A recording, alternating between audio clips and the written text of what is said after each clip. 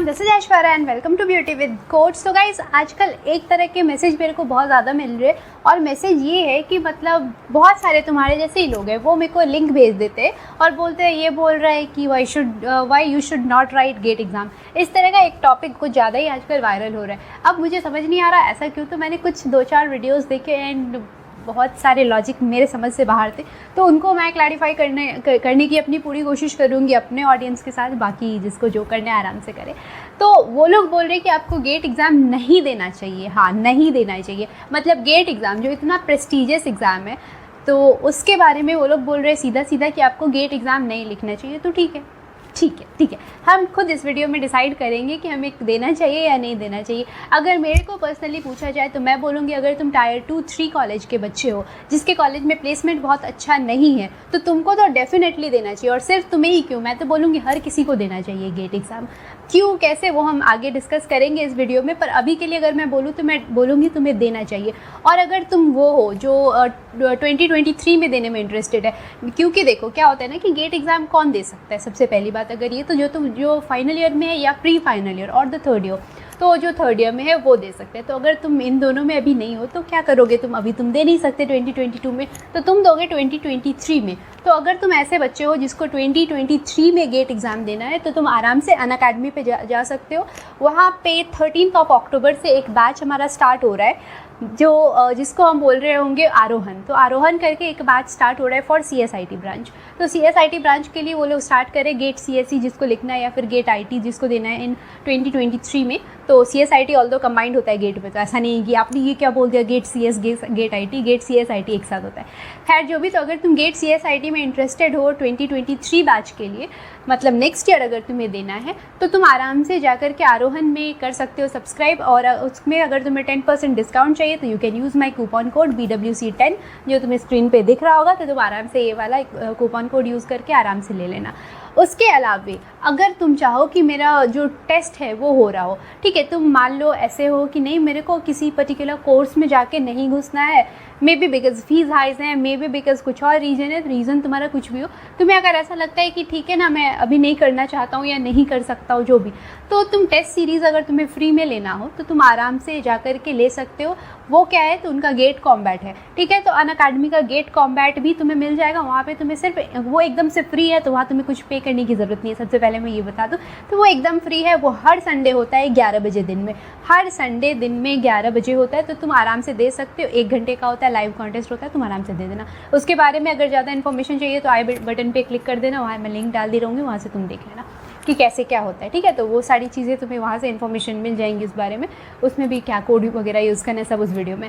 खैर, तो ये बात हो गई आरोहण में। जो चाहो, जो इंटरेस्टेड हो, वो जाकर के अप्लाई कर सकते हो। अब बात कर लेते हैं कि मैंने ऐसे एक बार में क्यों बोल दिया कि तुम्हें गेट एग्ज़ाम देना ही देना चाहिए। It can change your life, trust me. तो देखो, सबसे पहली बात, अगर तुम टायर 2 टायर 3 कॉलेजेस से हो तो तुम्हें पता है कि कॉलेज में कैसी कैसी कंपनीज आती हैं। और बहुत सारे कॉलेजेस ऐसे भी हैं जिसमें कोई भी कंपनी आती ही नहीं है, या फिर आती भी है तो बहुत थोड़े से 4-5 कंपनीज आएंगी, 2-4 कंपनी आएंगी। ऐसी इतनी कम कंपनीज आती है, तो वो सारे बच्चों को कहाँ से ले जा पाएंगी।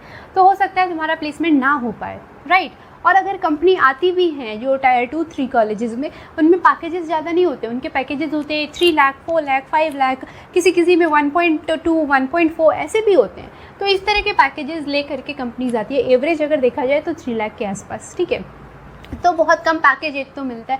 पैकेज छोड़ दो, बहुत सारी कंपनीज भी उतनी अच्छी नहीं होती। बहुत सारे लोग होते हैं जिनको इंटरेस्ट नहीं होता जिस चीज़ में उधर जाना होता है। लाइक अगर मान लो कि तुमने कंप्यूटर साइंस में ग्रेजुएशन करा है, BTech करा है, BE करा है, व्हाटएवर तुमने वो करा है, और तुम्हें जाकर के मार्केटिंग वाला काम करना पड़ जाता है। तो इस तरह से बहुत सारी चीज़ें होती है। और उसके बाद एक तो पैसे ज़्यादा नहीं मिल रहे, काम कुछ ढंग का नहीं मिल रहा, तो वो सारी चीज़ें हो रही होती हैं। तो तुम आगे चल के लॉन्ग रन में सस्टेन नहीं कर पाओगे। आप बोलोगे कि कोई नहीं, हम तो स्विच कर सकते हैं। बिल्कुल तुम स्विच कर सकते हो। देखो, बहुत सारे एग्जांपल्स मैं ऐसे जानती हूँ जिन्होंने 1 साल में ही स्विच कर लिया है। गए हैं किसी सर्विस बेस्ड में, 1 साल रहे हैं और 1 साल में ही स्विच कर लिया। मेरे एक सीनियर ने किया है और वो अभी अमेज़ोन में पहुँच गया है। तो बहुत सारे लोगों को मैं ऐसा जानती हूँ। लेकिन क्या है ना कि अगर मैं गिनवाना शुरू करूँ तो ऐसे तो बहुत सारे लोग हो जाएंगे, लेकिन अगर परसेंटेज देखो, एक ब्रॉडर स्केल पे देखो, तो बहुत थोड़े से लोग ऐसे होते हैं। मैक्सिमम लोगों को बोल सकते हो कि सर्विस बेस्ड कंपनी से प्रोडक्ट बेस्ड कंपनी में जो स्विच करना होता है, तो उसमें लग जाते हैं 4 से 5 साल मिनिमम।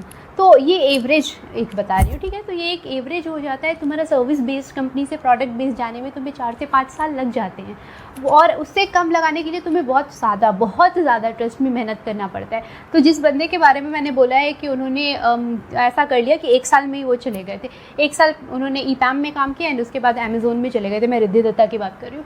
तो वो ऐसे करके चले गए थे। तो ये बहुत सिंपल सी चीज़ है। तो तुम्हें लग रहा होगा कि ठीक है, कैसे चले गए वो? भाई वो पहले से बहुत अच्छे कोडर थे, वो खुद क्या बोलते हैं नहीं पता, मैं उन्हें बहुत अच्छे से जानती हूँ, मेरा कॉलेज सीनियर है, वो बहुत अच्छा सीनियर है, बहुत ज़्यादा अच्छा कोडर था फर्स्ट थिंग। उसके बाद उस बंदे ने रात दिन मेहनत करी है, उसके बाद जा कर के उसका हुआ है। तो एक साथ वो ईपैम में काम कर रहा था, उसके बाद रात भर वो जाग के मेहनत कर रहा है, बहुत ज़्यादा मेहनत करा है उसने, उसके बाद जा कर के उसका इतना सब कुछ हुआ है। तो ये इतना, एक तो सारा सिचुएशन फेवरेबल होना, उतनी ज़्यादा तुम उतनी मेहनत तुम कर पाओ, बहुत सारी चीज़ें होती है। अगर पॉसिबल है तो तुम भी कर सकते हो, लेकिन ये बहुत कम लोग कर पाते हैं, ठीक है। इसीलिए 1-2 नाम गिन के आता है, ठीक है। मास में ऐसा नहीं होता है। सर्विस बेस से प्रोडक्ट बेस जाने में नॉर्मली तुम्हें 3 से 5 साल लग जाते हैं। 3 से 5 साल में बहुत उम्र भाग जाती है, बहुत सारी चीज़ें हो जाती है, राइट। वहीं पे अगर तुम गेट एग्ज़ाम देते हो तो गेट एग्ज़ाम का प्रिपरेशन, ट्रस्ट मी, जो एक नॉर्मल चीज़ है, नॉर्मल बच्चा है, ठीक है, बहुत ज़्यादा मैं आइंस्टीन की बात नहीं कर रही हूँ, एक नॉर्मल बच्चे को गेट का प्रिपरेशन करने के लिए 1 साल मोर देन एनफ है।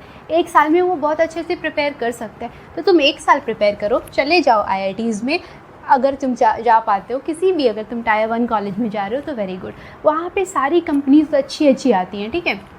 और उनका जो एवरेज पैकेज होता है वो होता है 20 LPA, 25 लाख होता है, 30 लाख, 40 लाख, कभी कभी तो 60 लाख तक चला जाता है। तो इस तरह से पैकेजेस वहाँ पे मिलते हैं, तो तुम आराम से ले सकते हो। मैं एक एवरेज पैकेज बताइए, दैट इज़ 20 लाख।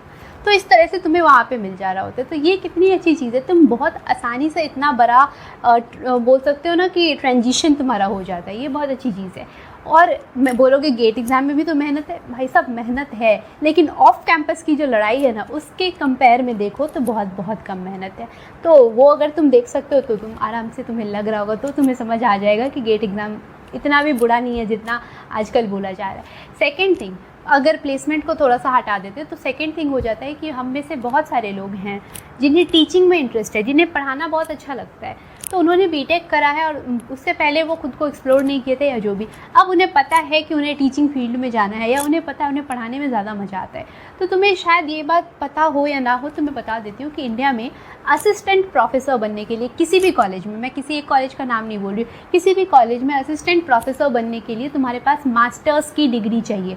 बीटेक की डिग्री लेकर के तुम नहीं जा सकते हो असिस्टेंट प्रोफेसर बनने किसी भी कॉलेज में, उसके लिए तुम्हें मास्टर्स की डिग्री चाहिए।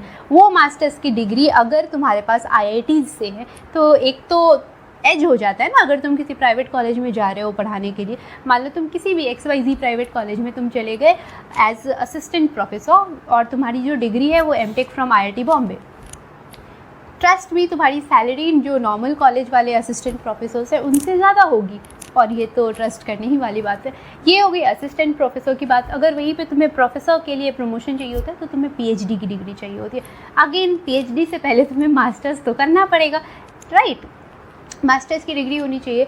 तो तुम अगर इस चीज़ में इंटरेस्टेड हो, पढ़ाने वगैरह में, टीचिंग में तुम्हारा मन लगता है, तो भी गेट एग्ज़ाम तुम दे सकते हो।